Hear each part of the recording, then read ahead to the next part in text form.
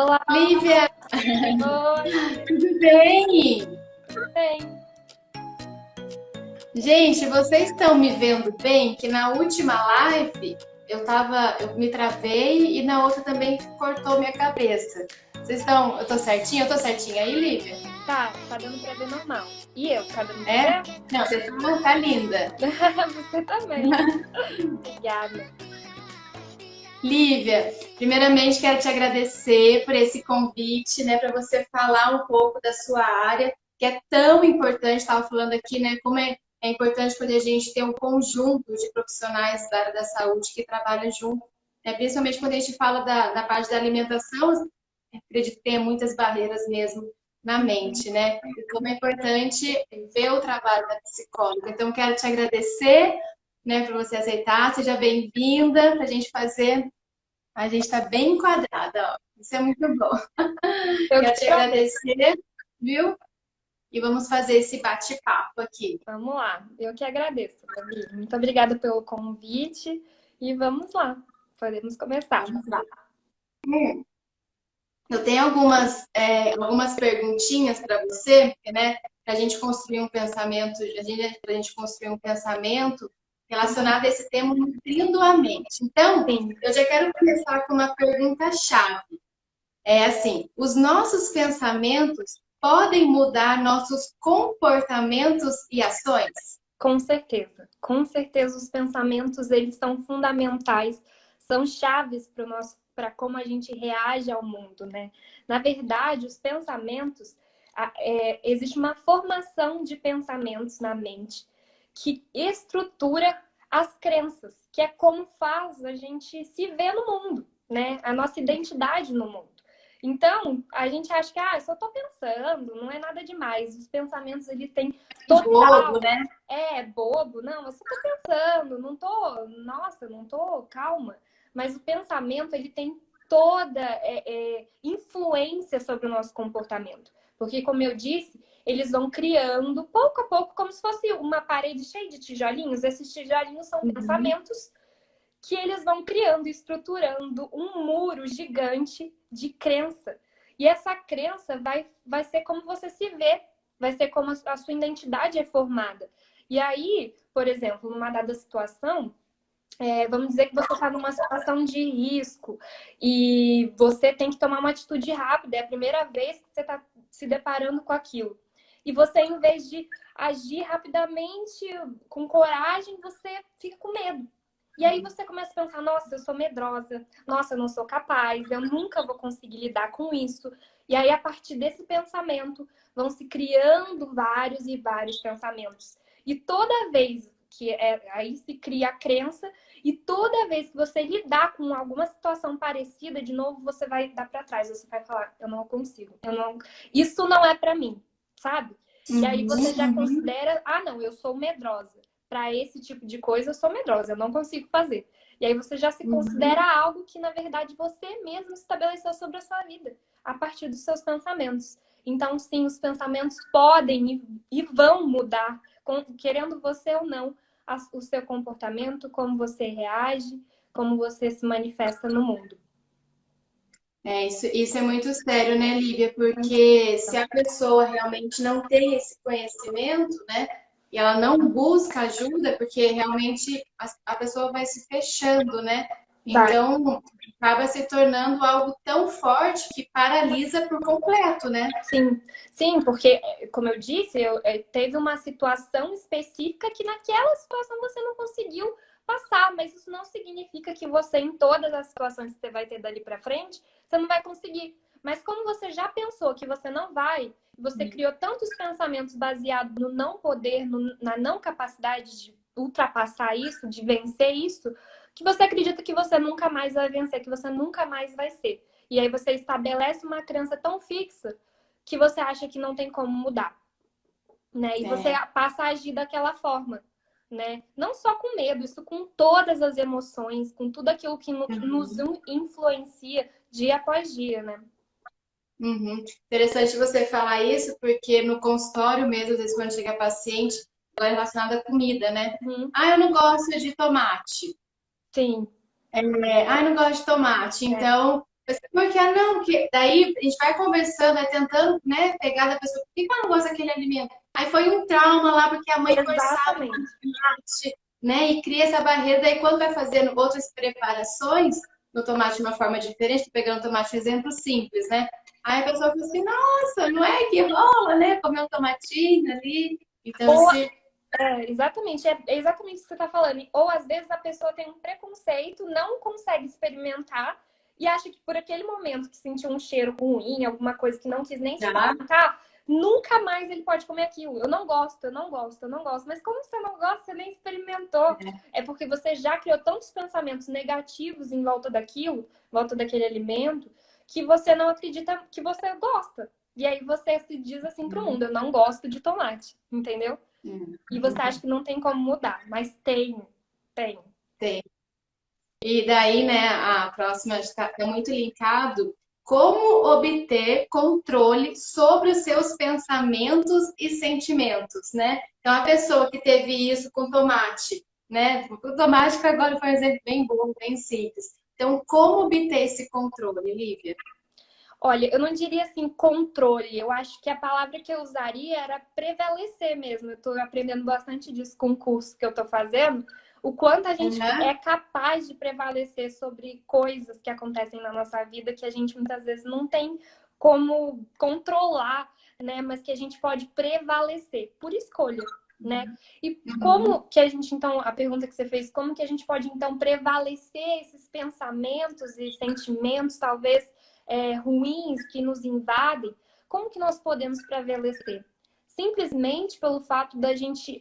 O primeiro passo, né? Não é simples, né? Mas o primeiro é, passo é a gente querer.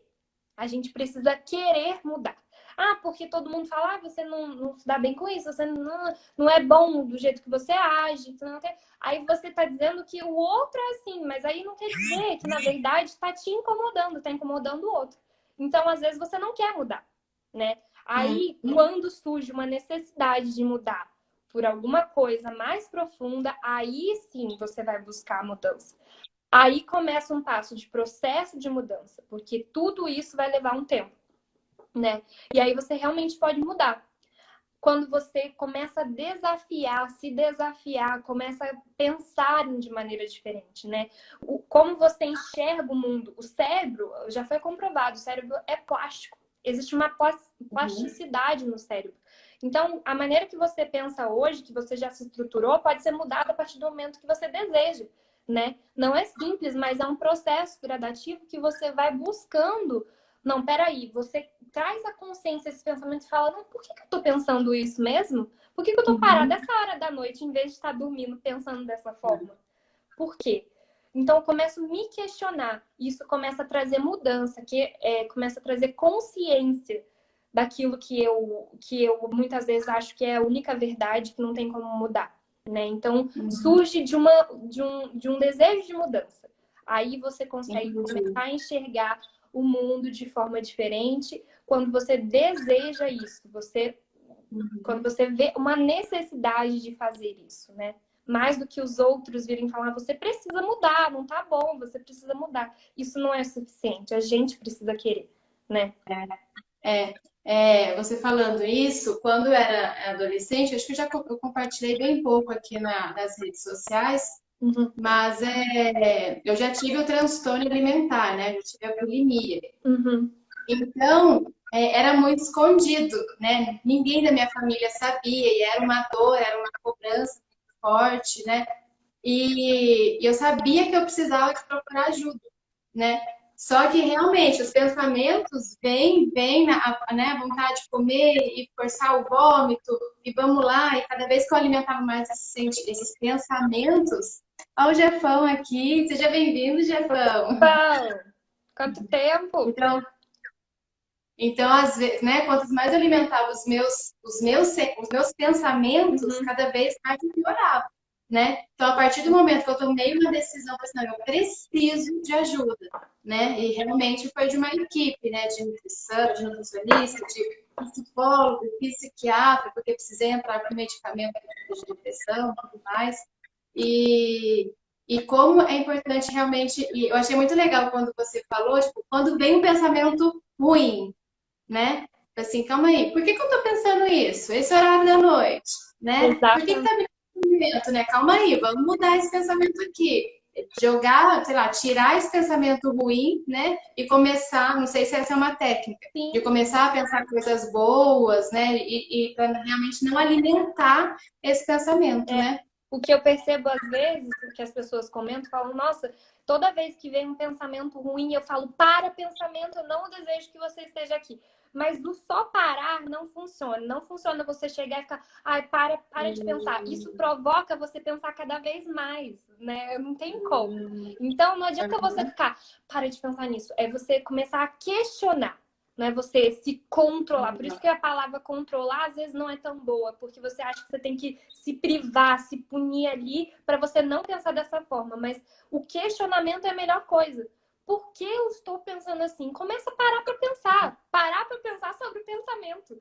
Isso é algo que traz a consciência de uma forma incrível e é algo que a gente utiliza na terapia, né? Às vezes a Nossa, que pessoa não legal. consegue fazer o auto-questionamento, então nós vamos lá começar a questionar.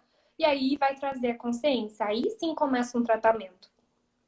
Nossa, que legal, Lívia. Gostei dessa técnica. Gostei mesmo. E, e algo. Deixa eu só. Eu vi que entraram algumas pessoas, Uhum. né?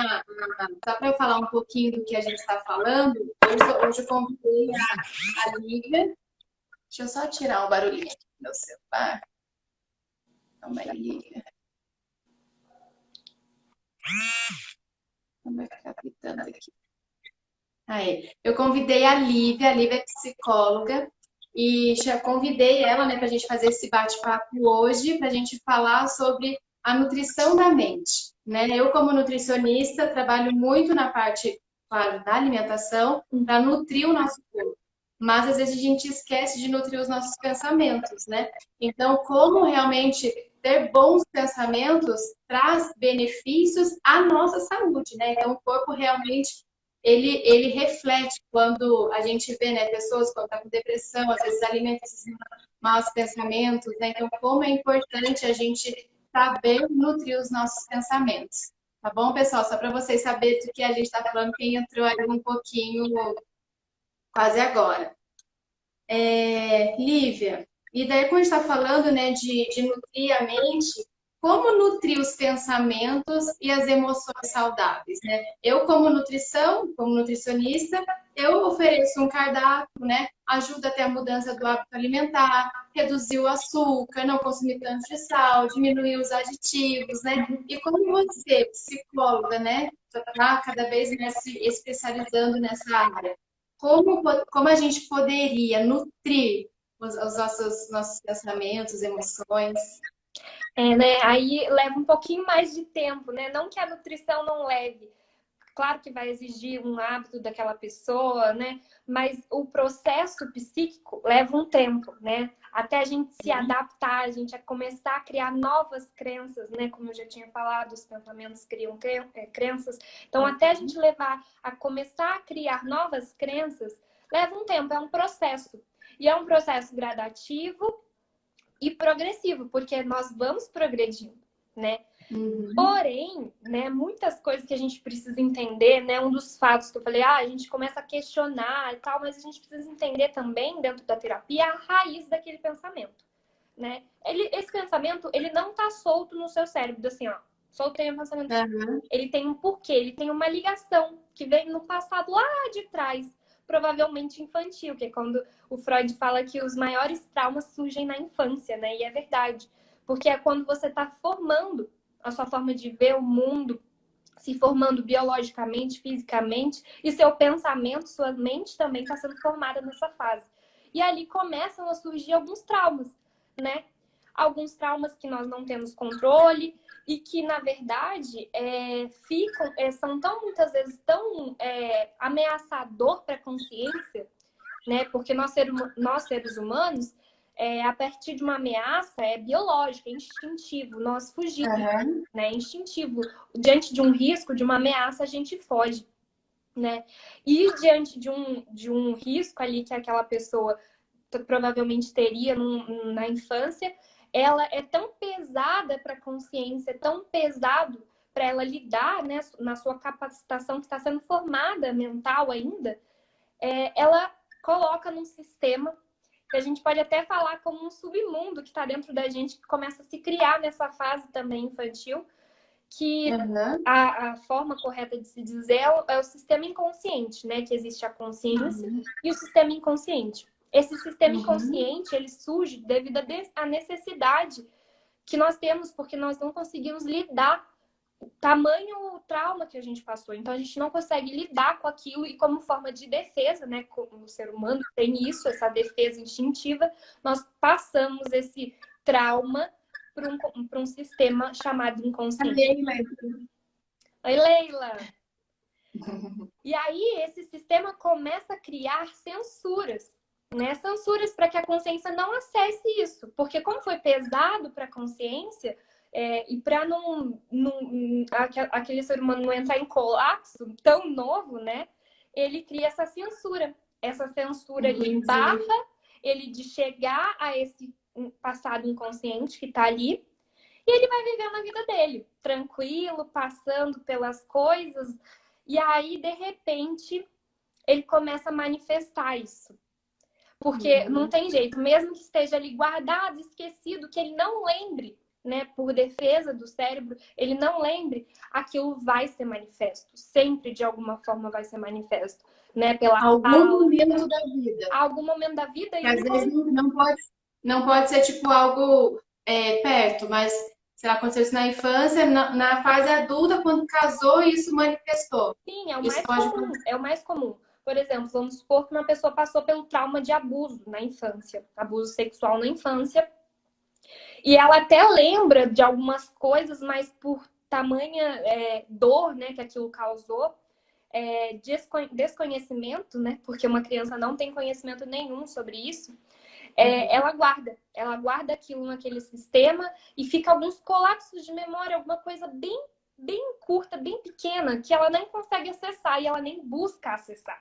E é esse o problema, não buscar acessar. Não é que quando entra no inconsciente a gente nunca mais tem acesso àquilo. Mas o fato de quando entra, a gente não busca acessar. Por quê? Porque é uma defesa. Eu não vou buscar algo que dói em mim, algo que é ruim para mim, né? Algo que me gera sentimentos ruins. Então, fica ali, guardadinho.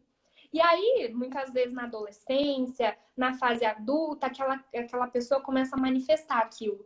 Um desprezo pelas pessoas, por homens, por exemplo, no caso de um abuso sexual de uma criança com um homem, um desprezo por homem, um pânico e muitas outras coisas, uma culpa, né? Que, por exemplo, o abuso sexual traz uma culpa muito grande. A pessoa se culpa, ela acha que ela é que provocou aquela situação. E é muito pesado, né? Então, ela começa a achar que ela tem que fazer certas coisas que ela não deve fazer, né? Então, aquilo começa a ser manifesto. E ela não sabe por quê. Até que ela busca ajuda, porque isso já tá pesado, ela tem ansiedade, ela não consegue dormir à noite. E aí ela busca ajuda achando que é só uma ansiedade, que ela vai tratar aquela ansiedade e tá tudo certo. Só que não é, porque tá lá dentro, tem uma raiz.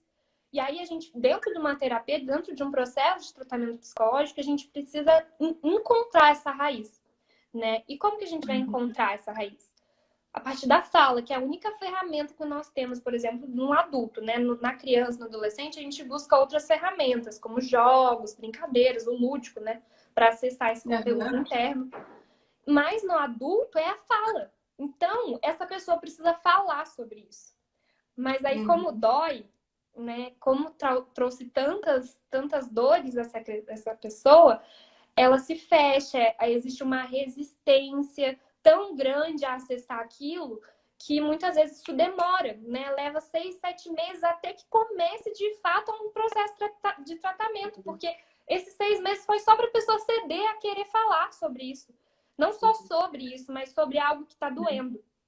Né? E daí ela falou, nossa, mas por que eu nunca me curo? Porque você não tá acessando a dor, né? Não é que a dor ela é a cura, mas é necessário acessar aquilo, passar por aquilo, exatamente, para a cura vir, entendeu? E aí é um processo doloroso, mas é um processo necessário para a gente entender a raiz, começar a questionar, começar a desafiar, criar novos pensamentos. Então, se eu descobrir o porquê eu sou assim, é possível criar novos pensamentos sobre mim, criar uma nova identidade de mim mesmo, porque eu achei que eu era assim, eu achei que eu era feia, eu achei que eu não poderia, eu não achei que eu não seria capaz. Mas espera aí, tem um porquê de eu agir assim, de eu achar assim. Então, eu começo a desmistificar esses pensamentos mentirosos, né? Que existem ali e que vão nos travando e nos impedindo de ser realmente a verdade que nós somos, né? Porque por conta daquele trauma lá infantil que nos impediu de ser. Então, voltando à sua pergunta, nós podemos nutrir pensamentos e emoções saudáveis, sim, a partir do momento que a gente identifica tudo isso, traz a consciência, existe uma conscientização disso tudo e um desejo de mudança prioritário para poder começar algo, né? E aí você vai começar a precisar cavar, martelar na ferida ali, mexer, cavucar para então fechar e dizer tá fechado, tá cicatrizado. É muito, muito legal, né? Muito aprender isso com você, porque a gente não sabe quem que está ouvindo a gente, mas às vezes a gente pensa que quer passar por esse processo tão rápido, né? E realmente tudo há um processo, depende do que a pessoa passou, né? Você falando isso, eu sempre quando se fala alguma coisa sobre psicólogo, eu sempre lembro muito do meu tratamento, né? Como foi importante eu cavar essa dor, né? Quando eu tive bulimia, eu comecei a fazer um tratamento, mas eu não conseguia, e realmente eu não conseguia falar em nenhum momento do episódio que, né, de provocar o vômito, né? Eu demorei, tipo, anos mesmo para conseguir colocar para fora. Aí nisso começou um processo de cura mesmo, né? De restauração de identidade, né? De tudo. E demorou, né? E demorou. Mas assim, é interessante como você falou, né? Tem que passar pelo processo da dor. Eu passei por esse processo da dor, falando agora um pouco particular da minha vida, mas é muito interessante que hoje eu atendo várias pessoas com transtorno alimentar, né? Com bulimia ou a própria compulsão alimentar mesmo, né? E como é interessante falar assim, olha, você precisa passar na psicóloga, né? Porque eu passei por isso, então vai nesse caminho, porque isso vai te ajudar, aqui eu te ajudo também, né? Com a alimentação, mas é muito importante trazer essa realidade para o paciente, para a pessoa, que há um tempo, né, Lívia? Não é uma coisa, ai, amanhã eu estou bem. Não, há um tempo.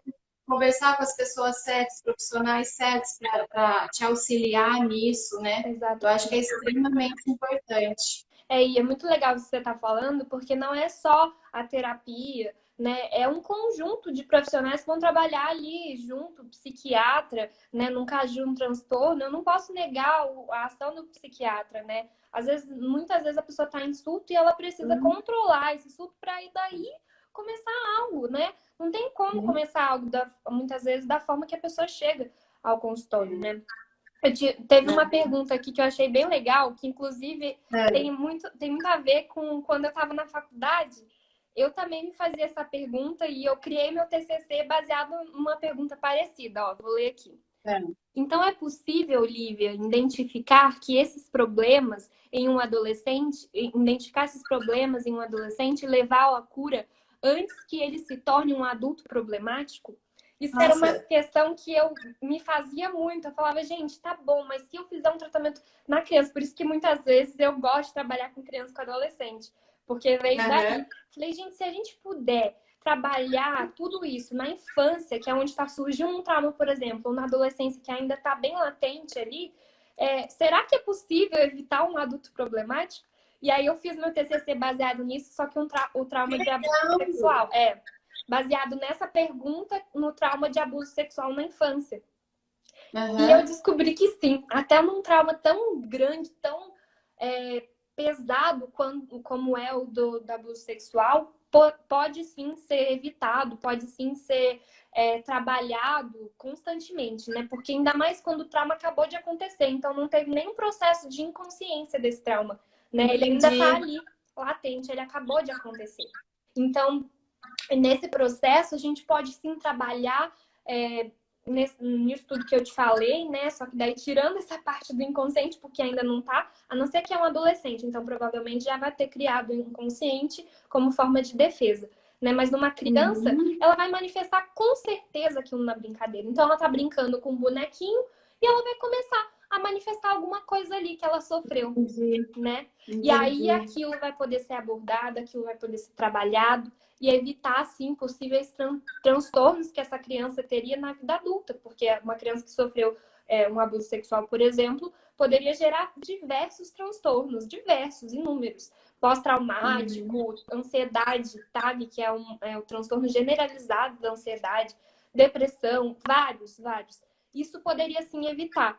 Só que não é que, por exemplo, tá, eu fiz ali a terapia na criança, ela passou por esse processo, ela vivenciou, ela realmente passou por um processo terapêutico e foi curada. Isso quer dizer que nunca mais ela precisa de uma terapia? Não, porque novos conteúdos vão sendo surgidos. Nós não paramos, né, a nossa vida. Ah, tá, aconteceu uma coisa muito ruim, agora parei minha vida, resolvi, não tem mais nada. Não. A gente é constante, nós estamos vivendo aqui no mundo e as coisas acontecem. Os traumas, às vezes, são inevitáveis, né? A maioria deles são inevitáveis. Então, a gente precisa dar continuidade quando algo vier à tona de novo. Por exemplo, ela fez na infância, ela passou por cima daquilo, e daí, na adolescência ou na vida adulta, voltou alguma coisa, volta para terapia. Mas vai ser muito mais fácil de lidar, né? Então, sim, é possível poder tratar e curar uma criança que passou por algum trauma tão profundo e não chegar na vida adulta isso. Mas é preciso paciência e uma constância no tratamento, né? Porque muitas vezes, quando é criança, os pais acabam dificultando, mas se eles estiverem engajados e dentro, isso vai longe, assim, vai longe. Porque a criança tem dificilmente resistência que nem o adulto, né? Não foi criada essa barreira ainda. Então, a resistência é muito mais baixa, né? Do que no adulto. Por isso a importância dos pais observar os seus filhos, né? Igual você falou, né? Vai manifestar de alguma forma, né? Então, por isso, às vezes, realmente, os pais estarem atentos, né? Como, né, os filhos estão brincando, uma palavrinha que foi ali, né? Imagino que é uma colaboração 100% dos pais, né? Com criança, sim, ali. Peraí, tem outra aqui, ó.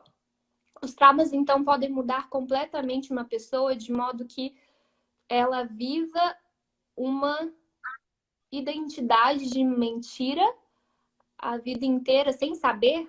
Sim, com certeza, sem saber. Na verdade, ela é uma identidade de mentira que, na verdade, foi formado por conta do trauma e que ela não imagina que aquilo é mentira, aquilo é verdade para ela. E é uma verdade absoluta por conta da crença que foi estruturada. Aquilo não é possível de mudança.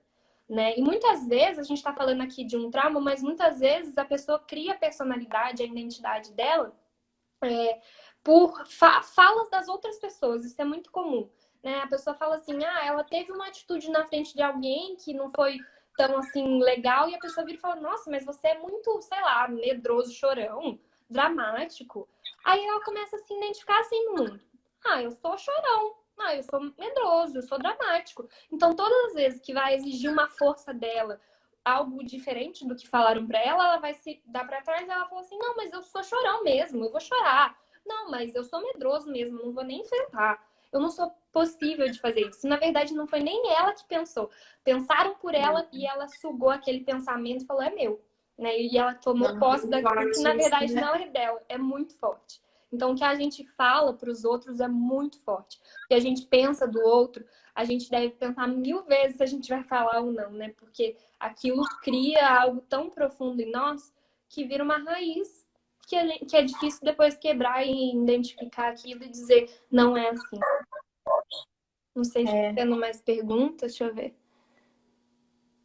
Teve o Rogers entrou, o Alexandre entrou. Exatamente. Imagino que é uma colaboração 100% com os pais, né? Com certeza. No tratamento com a criança, então. Deixa eu ver o que mais.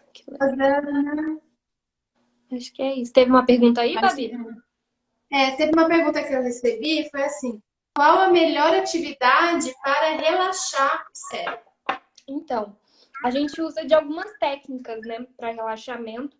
O relaxamento é algo primordial, no caso, quando a pessoa está tendo muita manifestação de uma ansiedade, de algum pânico, algum sintoma muito profundo, o relaxamento é uma técnica muito usada.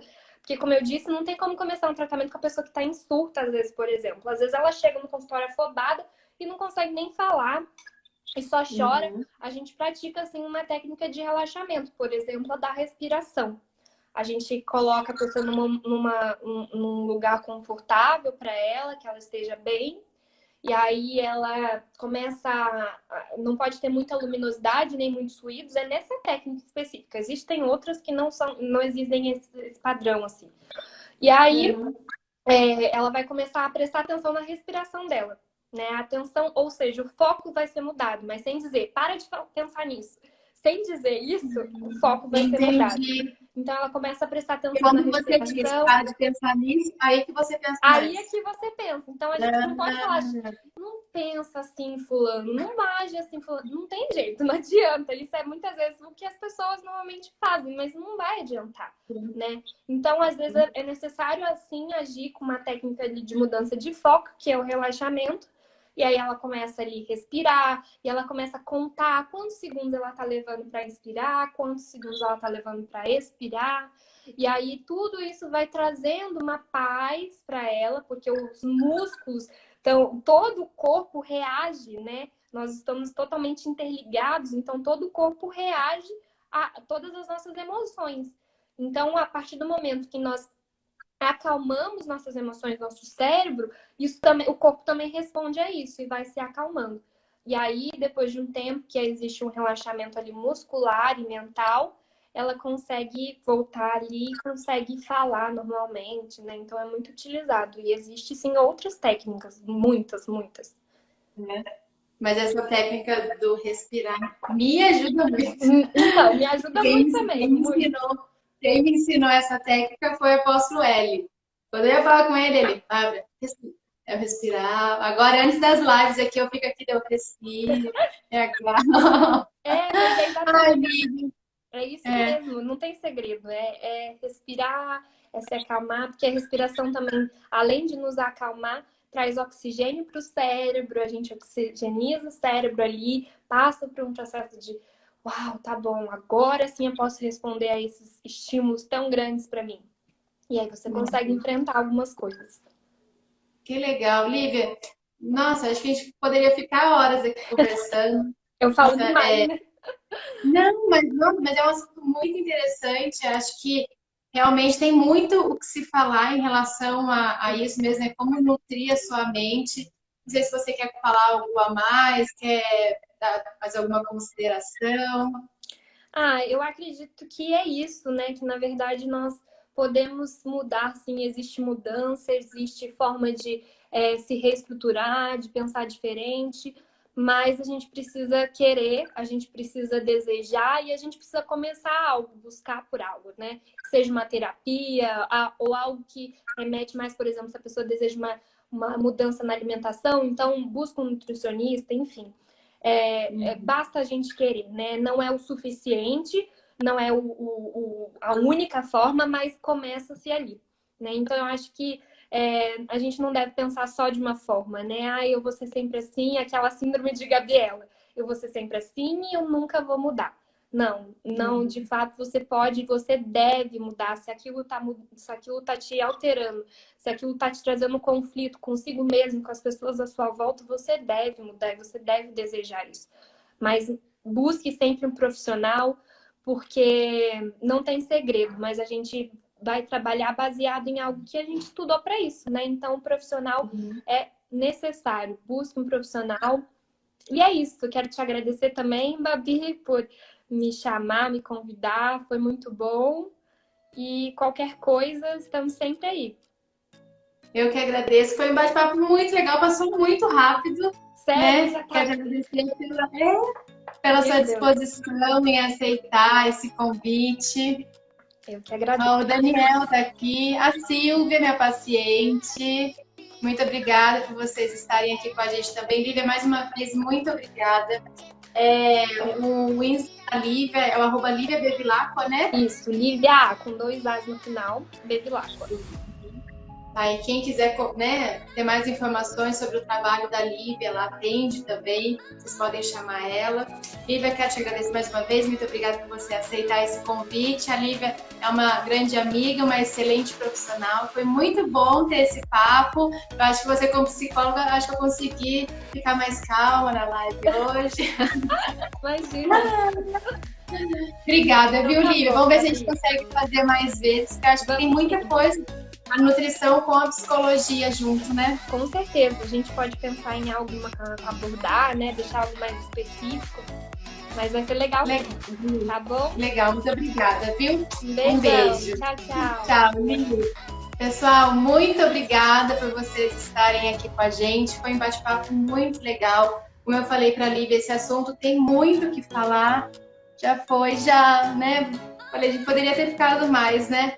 A nutrição e a psicologia andam muito juntos, né? Principalmente quando a gente fala de transtorno alimentar, quando realmente a pessoa tem muita dificuldade de uma mudança do hábito alimentar. Então, quero deixar aqui para vocês, né, de se alguém estiver precisando, se você identificou, sei lá, alguma crença, alguma dificuldade, ou tem algum transtorno alimentar, é muito importante procurar ajuda profissional.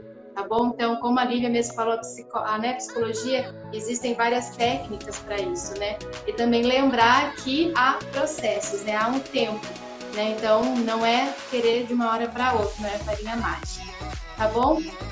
Então, vamos nutrir o nosso corpo com alimentação saudável, mas também vamos nutrir os nossos pensamentos, porque os pensamentos ruins também interferem no nosso corpo e na nossa saúde.